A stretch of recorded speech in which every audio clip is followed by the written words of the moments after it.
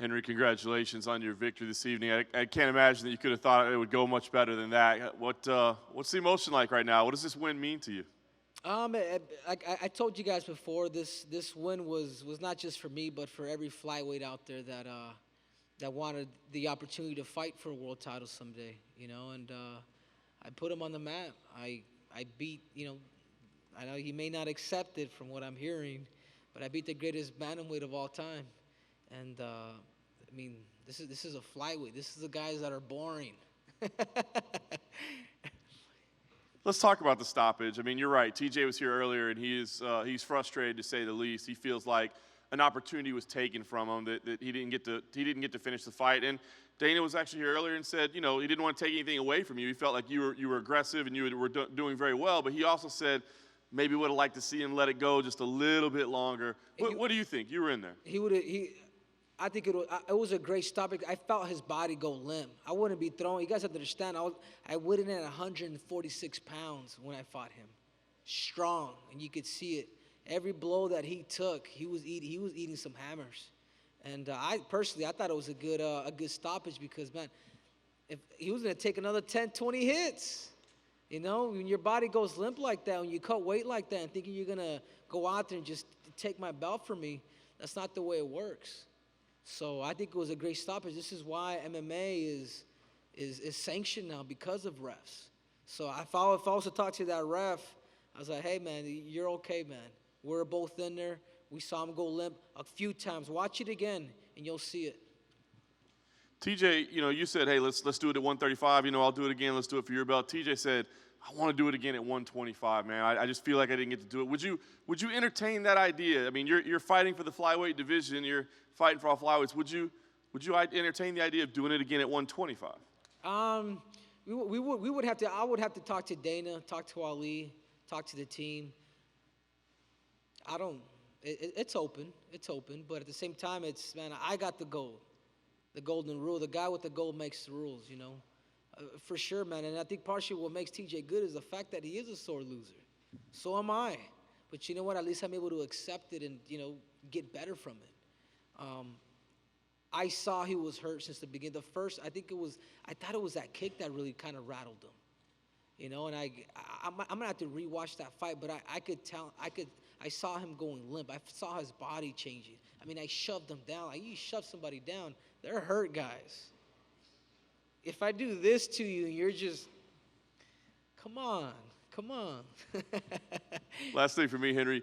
We asked Dana, you know, hey, come on, man, what's the future of the flyweight division? Tell us. And he said, listen, I said we'd see what happened on Saturday. I didn't say we'd have an answer on Saturday, so he wouldn't tell us. I mean, have you talked to him? Do you have any insight? What's going on? Because everybody's just trying to figure out, you know, did this help the division stick around? I think so. I think it did. I think this victory, even though a lot of people would say it was an early stoppage, I mean, I did this, again, not for me, for all those little guys that will never make it to 135 pounds. It's sad, man. It's sad that they let half the roster go. I mean, good guys that I was like, hey, I got my eyes on these guys. Now I'll never see them again. You know, and I'm able to kind of carry everybody forward. It's like, hey, dude, don't underestimate. Don't underestimate the little guys. Don't underestimate the flyweights. I mean, Demetrius Johnson has reigned for a long time. I mean, he showed a display of art, of poetry in motion.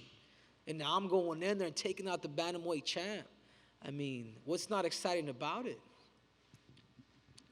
Henry, you spent all week over here. Yeah. You spent all week discussing how you were doing this for flyweights, yet after the fight, you asked for TJ at 135. Why call him out at that weight? Why not call him out back at 125 again or another flyweight contender? Because I think Ali wants to answer that. Because I gave him the opportunity. It's part of it, too, is added to my legacy. You know, I've done things at you know, from the Olympics to defeating two of the greatest, you know, fighters of all time. I feel like now it's okay, guys. I think I have the right to say, hey, give me a shot. Allow me to keep this bout at 125 pounds. You can get your rematch, but let's do it at 135 pounds. Give me a shot now. It's almost like the champ loses his juice, guys. he's gonna fight somebody. He's gonna go defend his title, 135 pounds, and he's got a loss underneath me. That doesn't make any sense, right? Or maybe. I don't know. I'm just happy.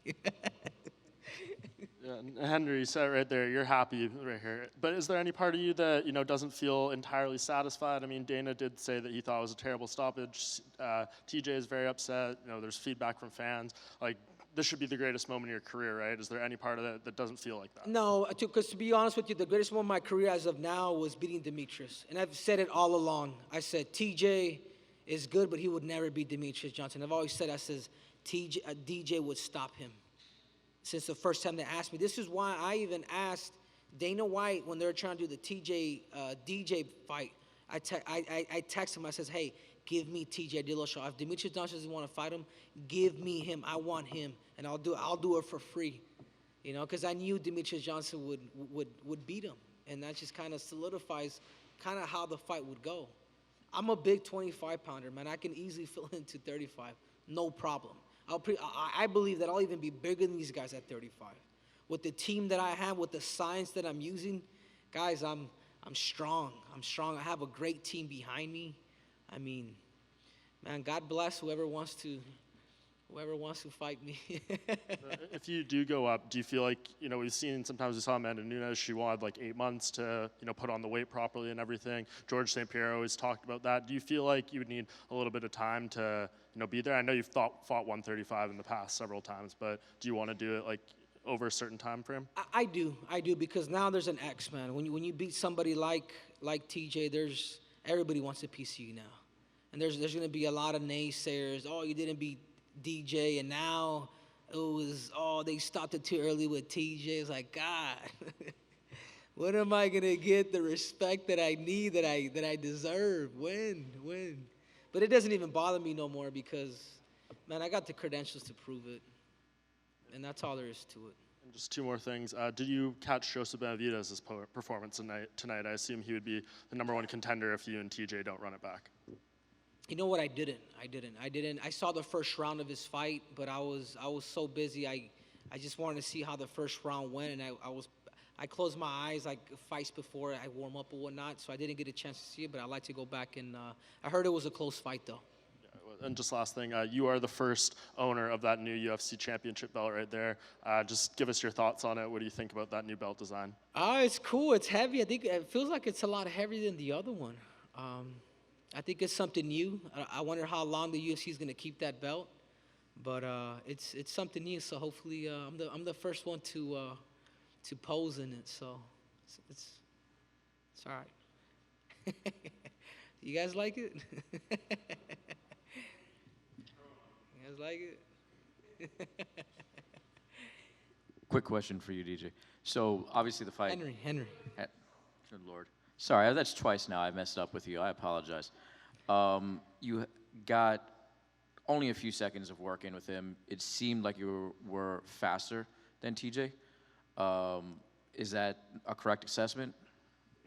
Yes. Maybe not faster, more explosive. I think my timing. I had studied this. I knew exactly his movement. I knew all his smoke bombs. We went out and we hired. We got guys that know the system. We brought guys in from Holland. I mean, it was truly like a masterpiece of all these like great MMA scientists that we all came together. So I knew exactly when he was in a dip, not to overreact, and that's all she wrote, man. I think I'm the one that came out. I was the aggressor. Like I went out there and I claimed my territory. Well, for the record, I think he stumbled over his own feet when you pushed him. I think he got his feet caught up, unfortunately. I don't think so. Okay. If you ever fought before? No, personally. Yeah. Thank goodness. Yeah, it's different, especially because he's a wrestler. There's different reactions. Somebody pushes me, man, I'm going on my back, I'm kicking you. He was out, guys. I mean, I don't know what else to tell you guys. I mean, I hope you guys accept his win. The record books show. I'm just stealing everything. I'm just stealing everything, guys. I'm a thief. Henry, congratulations on first successful title defense. The plan tonight was to save the flyweight division. Moving forward, is the plan to become a double champ as well, or to keep the flyweight?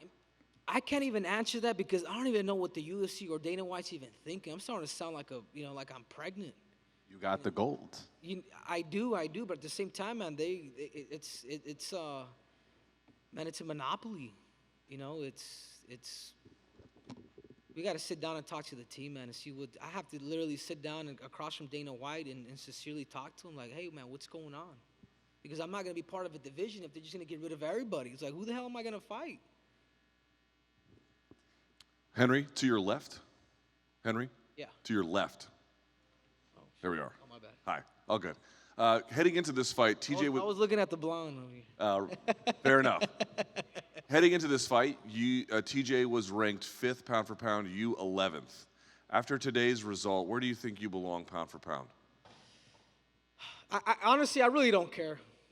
And I've always been actually, I kind of don't. I was like, I'm still behind Stipe and Conor. These guys don't even have belts.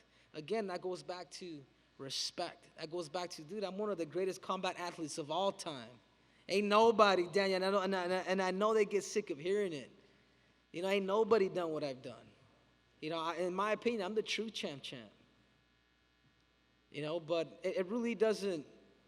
The pound for pound, man. These are just all predictions. Unless I'm in Daniel Cormier's position, then I'll be happy. But as of now, man, I'm still striving to take his spot. And then just from looking at tape, I wonder how you feel. But going back, this was a great result for you, and there's been other ones, the Hayes fight and the Pettis fight. But it looked to me like, going back in your career, the Hayes fight was where everything began to turn a little bit. Do you feel like that was a turning point? Like this level of fighting ability you've hit, what was the moment where you really ascended to that? I think it was, and I said it before. It was facing my problems. I was stuck at home. I wasn't at the right camp. I didn't have the right people in my life. I went out, traveled the world, went out to Brazil, went out to Holland, went out to Asia, started kind of expanding my mind. And I think a lot of it was through defeat. Losing has only motivated me. Losing has only kind of made me, has put that chip on my shoulder. And that's kind of what's made me dangerous. And that's really what makes me special, is the fact that I'm able to overcome adversity and I'm able to become better because of it. Henry, with an Olympic gold medal, you've left your legacy on the wrestling world. You're starting to do that here in the UFC. How important is it to you, or what kind of motivation does it give you to be and to continue proving that you're the best combat athlete ever? So you say that again? It's the love of competition. It's the love of competing. It's the love of pushing my mind, body, and soul to levels of extremes that I've never felt before. It's challenging myself. It's putting myself in these deep waters when I'm training. It's the discipline. It's all these things that a lot of you guys probably don't see. It wasn't just a right hand that knocked this guy out. There was a whole process to this. There is a whole method to this.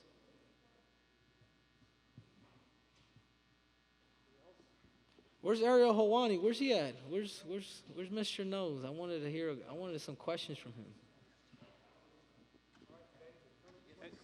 Sorry, one more. You mentioned earlier that you said you felt pregnant. Could you clarify those statements? I'm saying that because I keep nagging about the saving the flyweight division and all that. Man, it could take a toll on you too. And I did all that. I did all that because for a reason, to bring attention to our division. Coming out with the snake, coming out with the gold suit with my gold medal, guys, this is I mean what I'm saying. Like I'm walking the talk too on top of all that. It's like now I just feel like it's just an echo. It's like when's Dana, when's the UFC gonna actually, okay, you guys are back in. So that's why I was feeling pregnant. A little bit off topic, but it's your first official title defense, and these new belts, you're supposed to acquire a new crystal with each defense. Does your belt have a new crystal for this title defense yet? No, I think they told me that they're gonna take it off and put one on. Is there one on there now? There is. Yeah, there is. I think it's like a red one. But it sucks because they used to. The only thing that I would complain about is they used to always give us a new belt every time you fight. So now they got a little smarter. We're just gonna add a little crystal now. A little budget cut, but I see you.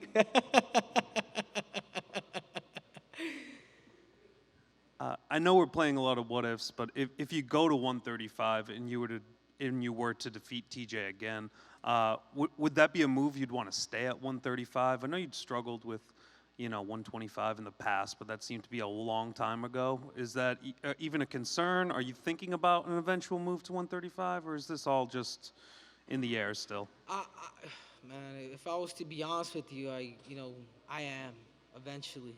I'm big, guys. Like it's not easy. It's not easy getting the weight off. You guys saw how shredded I am. I was probably the last one to weigh in too at the weigh-ins. I mean, it's not. I was still sweating by the time I got on the scale. I sacrificed my body a lot. I'm gonna be 32 next month. I've been making this weight since I was in high school. Eventually I do want to go up, but I want to go up with the purpose of fighting for another one of these.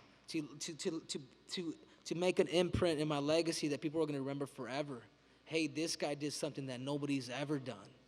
You can win 50 belts, you can win whatever, but man, what I've done in sports is iconic. It's iconic because of that. That would be one of the reasons.